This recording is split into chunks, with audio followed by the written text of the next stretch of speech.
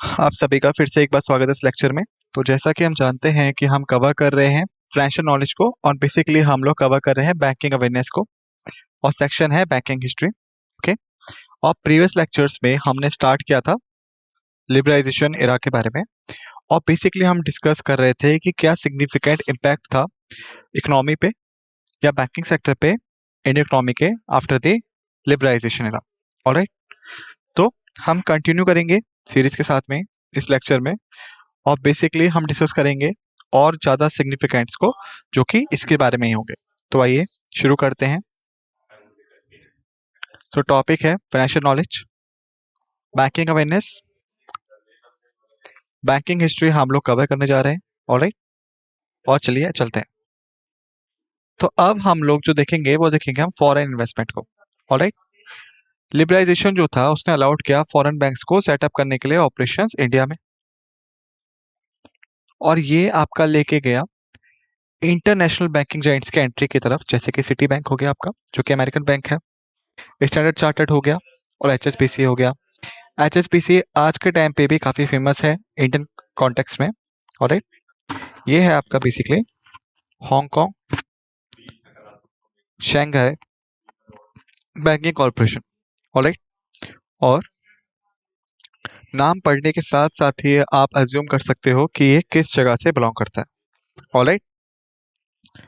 Okay. तो ये bank जो है बेसिकली बिलोंग करता है आपका चाइना से। ओके। तो अब आइए डिस्कस करते हैं इम्पैक्ट फॉरेन इन्वेस्टमेंट का इंडियन बैंकिंग सेक्टर में। ऑलराइट। एग्जांपल्स के थ्रू। तो फर्स्ट कंडीशन जो है वो है जो फॉरेन बैंक्स है वो अलाउड क्यों नहीं थे इंडियन मार्केट में। ये पहली कंडीशन है जो हमें सीखनी चाहिए डिस्कशन स्टार्ट करने से पहले। ओके। तो जनरली आप कह सकते हैं कि यहाँ पे अनऑफिशियल डिक्लेरेशन थी about the credibility of foreign banks को लेके।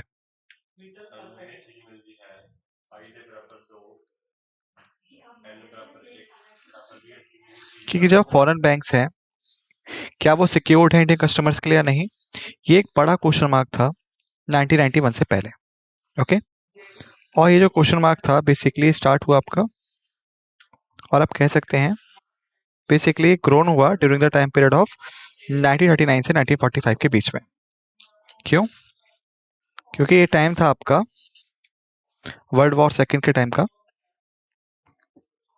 ओके। और इस टाइम के दौरान जो वर्ल्ड वॉर सेकेंड था वो चल रहा था। ओके। और ये वो टाइम था जब जो मेजर इम्पैक्ट था ऑन इकोनॉमीज वो देखने को मिल रहा था। ओके। मतलब जो कंट्रीज जो इन्वॉल्व थी वॉर में और जो कंट्रीज जो डिपेंडेंट थी उन कंट्रीज पे, ये सभी आपस में सफर कर रहे थे और जो बड़े बड़े बैंक्स थे वो लगातार कोलैप्स हो रहे थे एक के बाद एक।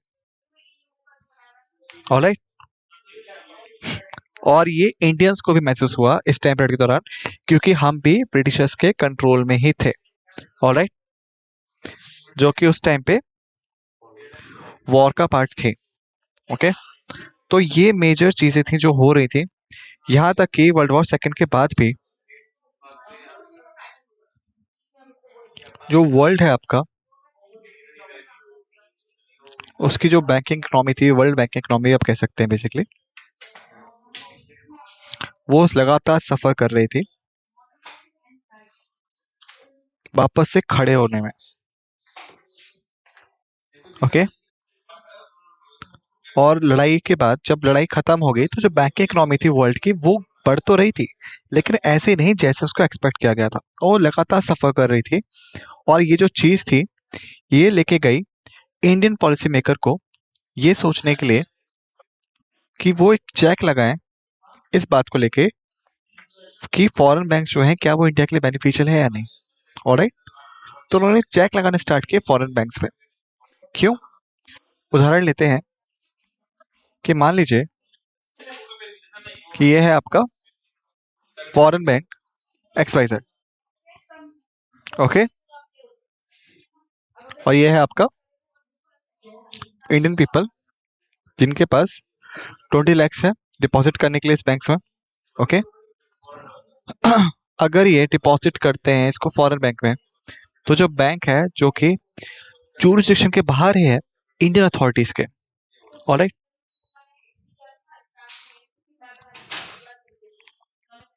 क्योंकि ये है फॉरेन ओरिजिन के, ऑलराइट, और किसी तरीके से वर्ल्ड इकोनॉमिक कंडीशंस की वजह से या फिर इंटरनल कंडीशंस की वजह से इकोनॉमी के या कंट्री के जहां से XYZ बिलोंग करता है, ये जो बैंक है कोलैप्स हो गया, ऑलराइट, और ये एबल नहीं है अब अपने बेसिक फंक्शंस को करने में और लिक्विडेट करने में अमाउंट को जो कि इसने क्रेडिटर से लिया था। यानी मतलब हुआ जिन लोगों ने अपना पैसा इस बैंक में लगाया था वो उसे रिकवर नहीं कर पा रहे। तो इस सिनेरियो में हम कितने लॉस करेंगे? हम 20 lakhs खो देंगे, ऑलराइट,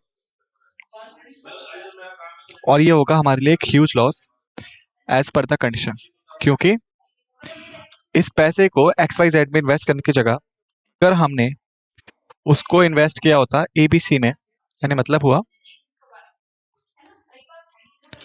हमारे पास अपना पैसा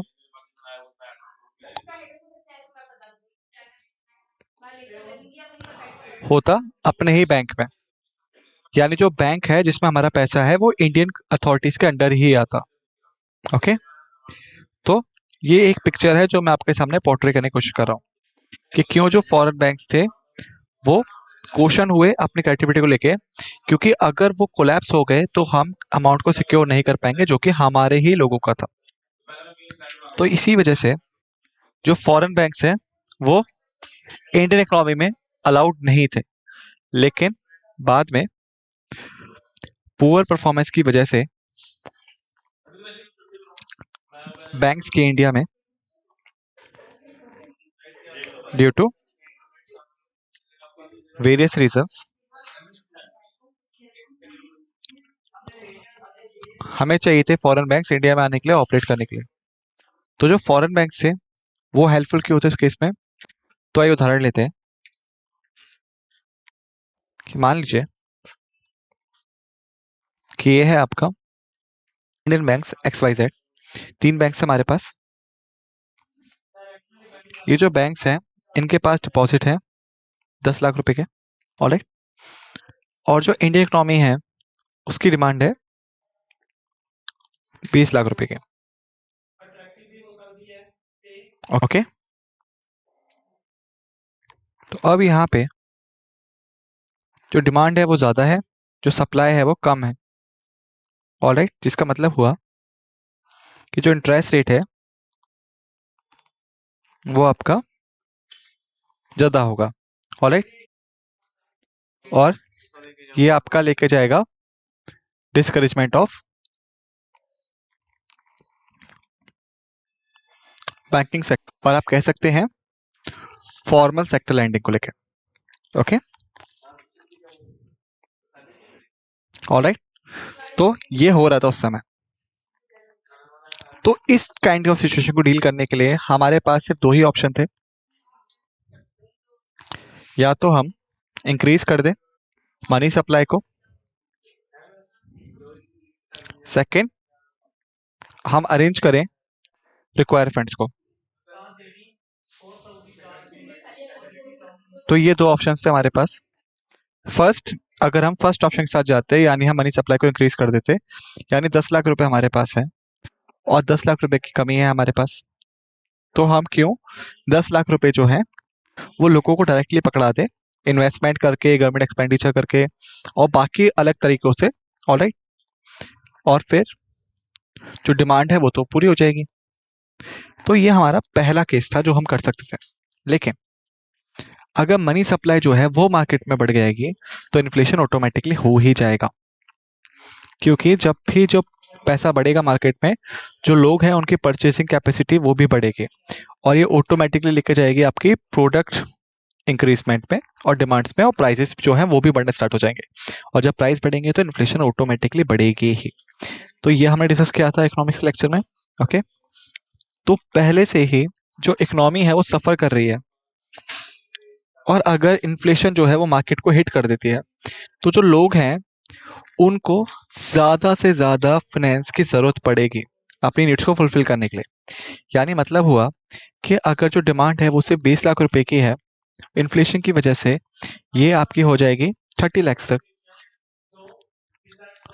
तो क्या हमें सप्लाई को बढ़ाना चाहिए 10 से 20, ये ताकि हम डिमांड को मीटअप कर सकें? क्या ये पॉसिबल था, विजिबल था? नहीं, ये एक ट्रैप था। ओके, तो चलिए सेकंड एग्जांपल पकड़ते हैं कि हम फंड को ही अरेंज कर दें। यानी इसका मतलब हुआ कि मनी मार्केट में सप्लाई करने से बढ़िया हम क्यों ना अरेंज करें रिक्वायर फंड्स को। ऑलराइट, 10 लाख रुपए को ही हम अरेंज कर दें। तो जो बैंक्स और फाइनेंशियल इंस्टीट्यूशंस हमारे पास है, उनके पास 10 लाख रुपए हैं, वो इस कंडीशन में नहीं है कि वो फंड्स को इंक्रीज कर सकें बिना मनी सप्लाई को इंक्रीज करें।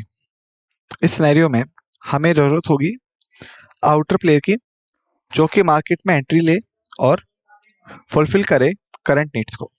राइट, तो इसीलिए जो फॉरेन बैंक से उनकी जरूरत थी। तो मान लीजिए इस केस में ये है foreign banks A B C, और ये बैंक्स जो हैं ये मार्केट में एंटर करते हैं। ये 10 लाख रुपए का एक इन्वेस्टमेंट लाता है इकोनॉमी में। इसके पश्चात हमारे पास 20 लैक्स मनी अवेलेबल होती है to be granted as a loan. Okay, इसका मतलब हुआ कि जो इंटरेस्ट रेट होंगे वो हो जाएंगे मॉडरेट या फिक्स।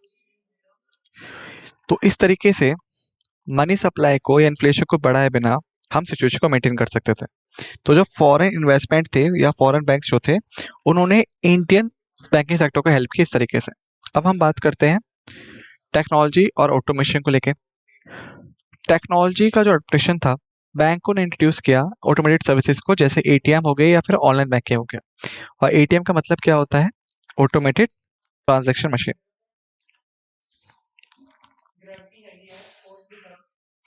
और यहाँ तक कि ऑनलाइन बैंकिंग की शुरुआत भी यहीं से हुई, और इसकी वजह से बैंकिंग होगी कन्वीनियंट और एक्सेसिबल कस्टमर्स के लिए, और आपको इन ब्रांच ट्रांजैक्शन रिड्यूस कर दिया। जैसे मान लीजिए क्वेश्चन ये है कि जो लिबरलाइजेशन था या फिर जो आफ्टर द लिबरलाइजेशन, यहाँ पे इंक्रीज क्यों हुआ टेक्नोलॉजी में या ऑटोमेटेशन में? कि क्या था आपका बिफोर 1990s या 1981 से पहले? इस टेक्नोलॉजी तब कहाँ थी 1981 से पहले या 1990 से पहले? तो देखिए इसको एक बार स्ट्रेट फॉरवर्डली डिस्कस करते हैं। प्री लिबरलाइजेशन से पहले, प्री लिबरलाइजेशन से पहले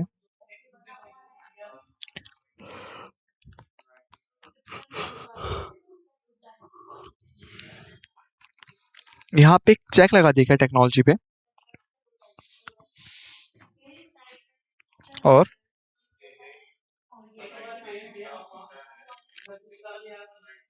बाकी साइंटिफिक मेथड्स पे एक्वायर्ड करने के लिए बाय इंडियन प्लेयर्स के द्वारा फ्रॉम फॉरेन एंटिटी से। ओके, तो प्री लिबरलाइजेशन से पहले गवर्नमेंट का पूरा कंट्रोल था एक्वायरिंग एंड एडप्टेशन पे टेक्नोलॉजी के और साइंटिफिक मेथड्स के बाय इंडियन प्लेयर, अगर वो किसी फॉरेन एंटिटी से करते थे तो। जैसे मान लीजिए अगर ये है मिस्टर एक्स और ये है इंडियन, और ये चाहते हैं टेक्नोलॉजी वाई को, ओके, जो कि अवेलेबल है मिस्टर जेड के पास में, जो कि है आपके फॉरेन प्लेयर या फॉरेन एंटिटी। तो मिस्टर एक्स जो है वो आपके एक्वायर्ड नहीं कर सकते उस टेक्नोलॉजी को, वाई को फ्रॉम जेड से आसानी से, क्योंकि यहाँ पे मल्टीपल चेक्स एंड रेगुलेशंस हैं जो कि अप्लाइड होंगे इंडियन अथॉरिटीज के द्वारा during the pre liberation era. Okay, लेकिन जब लिबरेशन इंट्रोड्यूस हुआ तो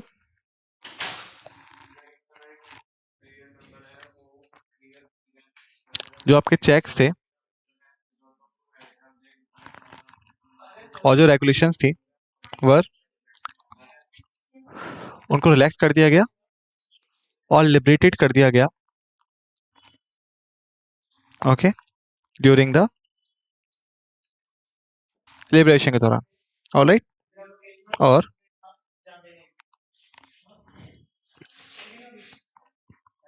और ये आपका लेके गया अडॉप्शन की तरफ और एक्वायरमेंट ऑफ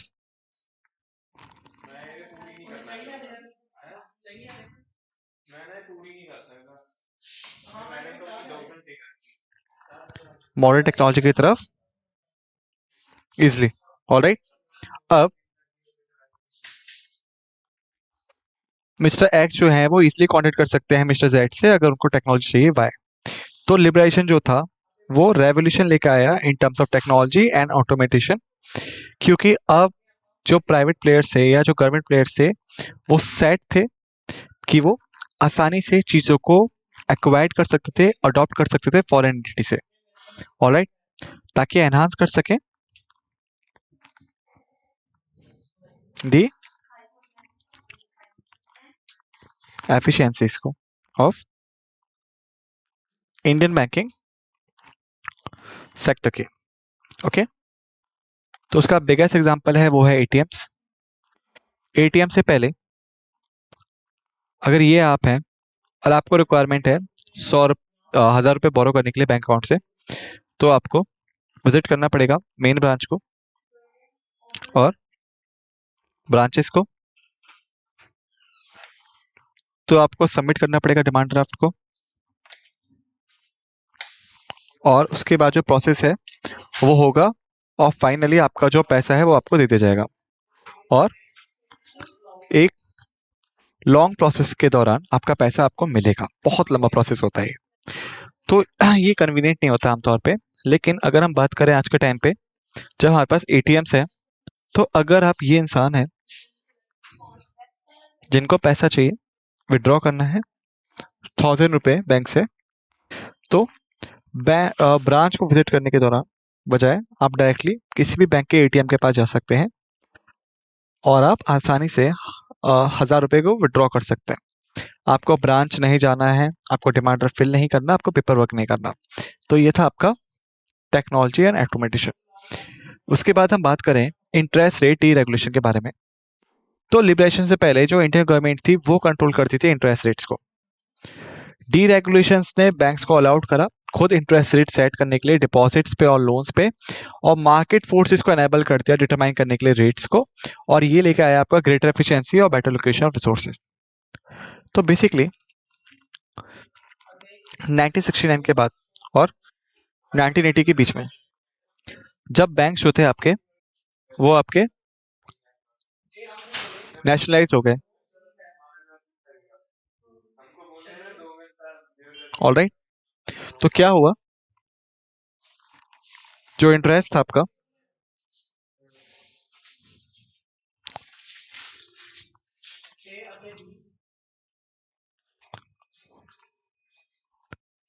वो डिपॉजिटर्स को देना था,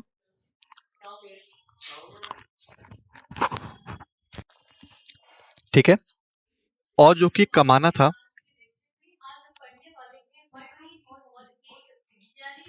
लोन होल्डर से, वो जनरली गवर्नमेंट के द्वारा फिक्स किया जाता था, ऑलराइट। तो क्या इंटरेस्ट होगा जो कि उनको डिपॉजिटर से लेना है, सॉरी डिपॉजिटर देना है, और क्या इंटरेस्ट होगा जो लोन होल्डर से लिया जाएगा, ये सब कुछ गवर्नमेंट कंट्रोल कर रही थी। और वो रेट जो था वो ज्यादा एफिशिएंट नहीं था जब बात आती थी आपकी बैंक के फेवर की, ओके। वाई, क्यों? क्योंकि जो गवर्नमेंट थी वो बेसिकली ट्राई करेगी वेलफेयर अप्रोच करने के लिए, राइट। वो बेसिकली फोकस करते हैं प्राइवेट सेक्टर्स पे, ऑलराइट। उसके बाद वो हमेशा ट्राई करेंगे इंटरेस्ट रेट को लोअर करने के लिए, और वो लो इंटरेस्ट चार्ज करेंगे लो होल्डर से, क्योंकि उनके पास है वेलफेयर अप्रोच। लेकिन जब बात आती है आपकी बैंक्स की, क्योंकि जो बैंक्स हैं वो भी बिजनेस है, तो बेसिकली उनके पास होती है survival approach. How to survive a market. Alright, उदाहरण के लिए मान लीजिए अगर हम बात करें एक्स वाई जेड के बारे में, तो ये बैंक अंडर द गवर्नमेंट, और गवर्नमेंट ने कहा कि यदि आप डिपॉजिट करते हो अपने पैसे को हमारे साथ में, तो हम आपको 4% इंटरेस्ट देंगे। ओके, और फिर गवर्नमेंट अनाउंस करती है कि अगर आप 5%, मतलब अगर आप लोन लोगे तो हम आपसे 5% इंटरेस्ट आपसे चार्ज करेंगे, और अगर आप प्राइवेट सेक्टर से बिलोंग करते हो तो हम आपको लोन सिर्फ 3% पे ऑफर कर देंगे। ऑलराइट, तो अगर हम इस कंडीशन को देखेंगे तो सिर्फ 1% जो है वो एक्स्ट्रा मिल रहा है यहाँ से लोन सिनेरियो में, और -1 है लॉस आपका प्राइवेट सेक्टर में। ऑलराइट, क्योंकि ये गवर्नमेंट कर रही है और गवर्नमेंट सेवाओं से फोकस करती है वेलफेयर अप्रोच पे, तो ये इसलिए है। लेकिन ये किसी भी बिजनेस के लिए इम्पॉसिबल है कि सरवाइव कर जाए इतने सारे लॉसेस के बाद भी और इतने कम प्रॉफिट पे।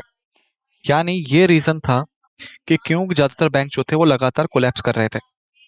ओके, तो जब गवर्नमेंट जो थी उन्होंने इंट्रोड्यूस किया लिबरलाइजेशन को, तो यहाँ तक कि उन्होंने इंटरेस्ट रेट को भी डीरेगुलेट कर दिया, और जो बैंक्स थे उनको बोला कि वो खुद से अपना इंटरेस्ट रेट डिसाइड करें डिपॉजिट्स के लिए और लोन्स के लिए। और ये था बेसिकली आपका एक कमेटी के द्वारा किया गया, जो कि आपको लगभग हर बैंक में मिल जाएगी। उसका नाम है asset liabilities committee. Okay, alright, और ये जो कमेटी होती है बेसिकली आपकी हेल्ड बाय द,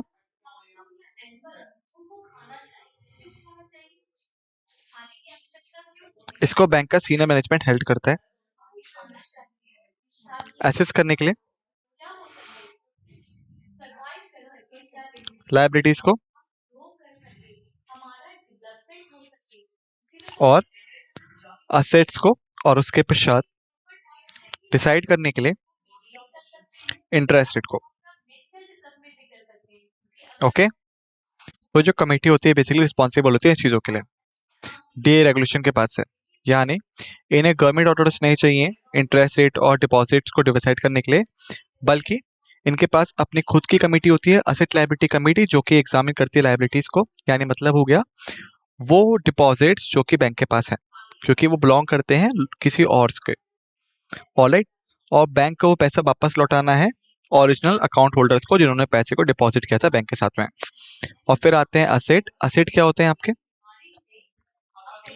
वो इन्वेस्टमेंट और वो लोन जो कि बैंक ने लोगों को दिया है। ऑलराइट, इसके पश्चात फिर आती है बात इंटरेस्ट रेट के लिए। हालांकि जो बेस रेट होता है वो मेंटेन रहेगा। ओके, वो फॉलोड होगा, वो मेंटेन रहेगा। हालांकि जो बैंक है उनको परमिशन मिल गई खुद के बेसिस पे इंटरेस्ट रेट डिसाइड करने के लिए, लेकिन जो बेस रेट था वो अब भी फॉलोड होगा। कोई भी बेस रेट को ब्रीच नहीं कर सकता। इसका मतलब हुआ कि मान लीजिए अगर रिजर्व बैंक ऑफ इंडिया जो है वो कहता है कि 4% रहेगा आपका बेस रेट जिस पे जो लोन है वो प्रोवाइड होगा, और यहाँ पे 3 बैंक्स हैं एक्स वाई जेड। ओके, कोई भी बैंक अलाउड नहीं है लोन को देने के लिए 4% से नीचे। ये इसको 6% पे दे सकते हैं, 7% पे दे सकते हैं, 8% पे दे सकते हैं, लेकिन नॉट बिलो द 4%, ताकि जो हेल्दी कॉम्पिटिशन है मार्केट में बना रहे। ओके, और ये सिर्फ अलाउड होता है 3 ही कंडीशंस में, जैसे हम डिस्कस कर चुके हैं। एक है आपके प्राइवेट सेक्टर के लिए, ऑलराइट। सेकंड है आपके बैंक के अपने खुद के एम्प्लॉयज के लिए, और थर्ड है आपके अगेंस्ट द फिक्स्ड डिपॉजिट्स के लिए। तो ही जो लोन है वो ग्रांट हो सकता है below the base rate. Okay, इसके पश्चात क्रेडिट ग्रोथ की अगर हम बात करें, लिबरलाइजेशन जो होता है बैंकिंग सेक्टर का वो रिजल्ट लेके आया क्रेडिट एबिलिटी के इंक्रीजमेंट में। बैंक्स ने अपने लैंडिंग एक्टिविटीज को इंक्रीज किया, बिजनेस को लोन दिया, कंज्यूमर्स को लोन दिया, कंज्यूमर्स को लोन दिया एंड इंडस्ट्रीज को लोन दिया। जैसे आप कह सकते हैं कि लिबरलाइजेशन से पहले जब ये ज्यादातर कंट्रोल होता था गवर्नमेंट के द्वारा या गवर्नमेंट मैनेजमेंट के द्वारा, राइट, उस समय वो यहाँ पे जो फर्स्ट फोकस था वो प्राइवेट सेक्टर्स पे ही था। ऑलराइट, और इसी वजह से बैंक जो थे वो एबल नहीं थे उन सेक्टर से फोकस करने पे जहां से उन्हें ज्यादा रिटर्न मिल सकता। उदाहरण के लिए मान लीजिए कि ये है आपका बैंक XYZ, तो अपना CRR निकालने के बाद, SLR निकालने के बाद और नेट डिमांड एंड डिपॉजिट निकालने के बाद इनके पास बचते हैं 6 लाख रुपए अमाउंट ग्रांट करने के लिए as a loan general public के लिए। ओके, लेकिन जो गवर्नमेंट अथॉरिटी है वो उनको पूछती है कि वो 4 लाख का लोन दे प्राइवेट सेक्टर्स को एट लोअर इंटरेस्ट रेट पे या कम इंटरेस्ट रेट्स पे। ओके, तो जो 2 लाख रुपए है वो ही बैंक के पास बचेंगे फोकस करने के लिए लैंडिंग एक्टिविटीज पे, जैसे बिजनेस हो गए, कंज्यूमर्स हो गए, इंडस्ट्रीज हो गई, और ये बेसिकली लिमिट कर देता है बैंक की कैपेसिटी को टू अर्न मोर, ज्यादा कमाने की। कैसे? जैसे उदाहरण ले लीजिए कि मान लीजिए अगर बैंक जो है वो प्रैक्टिस कर सकता या फिर वो 6 लाख को 10% पे लैंड आउट करता हो, 60,000 रुपए बैंक को मिलते हैं, लेकिन अब बैंक के पास सिर्फ 2 लाख रुपए ही हैं अदर पार्टनर्स को ग्रांट करने के लिए 10% पे, तो सिर्फ कितना मिलेगा? 20,000 रुपए, ऑलराइट, इंटरेस्ट के तौर पे। ओके, तो इसीलिए जो क्रेडिट ग्रोथ थी वो लिमिटेड थी, लेकिन लिबरलाइजेशन के बाद जब बैंक जो थे उनको परमिशन मिल गई मेंटेन करने के लिए लैंडिंग एक्टिविटीज को, तो बेसिकली उन्होंने बिजनेसेस, कंज्यूमर्स और इंडस्ट्री सबको टारगेट करना स्टार्ट कर दिया, और इसीलिए उन्होंने इकोनॉमिक ग्रोथ एंड डेवलपमेंट पे काफी योगदान दिया। सो स्टूडेंट्स, बेसिकली इस लेक्चर में हमने डिस्कस किया कुछ और फैक्ट्स एंड फिगर्स के बारे में। ओके, मुझे उम्मीद है कि सारे फैक्ट्स एंड फिगर्स आपको समझ में आए होंगे जो भी हमने डिस्कस की है, ऑलराइट, और ये आपके अंडरस्टैंडेबल भी होंगे। प्लीज इन सभी फैक्ट्स एंड फिगर्स को रिवाइज कर लीजिएगा अच्छे से, इससे पहले कि आप नेक्स्ट लेक्चर के लिए आए। अगर आप इन्हें प्रॉपरली रिवाइज करेंगे तो ही आपको बाकी चीजें समझ में आएंगी, आप कनेक्शन बिठा पाएंगे, वरना आप चीजों को तो नहीं पकड़ पाएंगे, ऊपर से आपको चीजें कंपाइल अप होती रहेंगी। नेक्स्ट लेक्चर में हम सेम टॉपिक कंटिन्यू करेंगे, तब तक आप सभी फैक्ट्स एंड फिगर्स को रिवाइज कर लीजिएगा। इसी के साथ समाप्त करते हैं। आप सभी का धन्यवाद।